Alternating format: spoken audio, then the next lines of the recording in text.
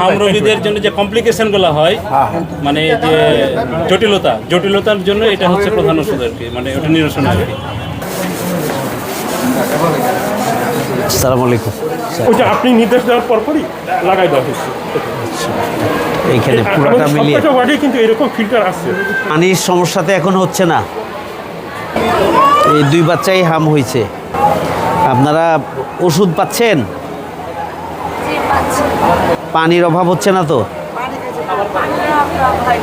এমনি সতর্ক থাকতে হবে, আর ইনশাল্লাহ সুস্থ হয়ে যাবে, বেশ আল্লাহ ভরসা। আসসালামু আলাইকুম। ডাক্তার ঠিক মতো আসে তো?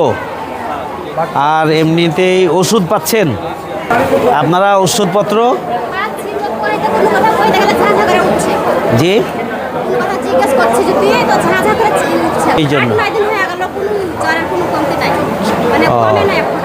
ওই যে বাচ্চা নিয়ে তো অভিভাবকরা এমনিতেই পেরেশানিতে থাকে, এই জন্য আপনাদের যত কষ্টই হোক রোগীর বা পেশেন্টের সাথে যে অভিভাবকরা আছে তাদের সাথে একটু ভালো আচরণ করতে হবে।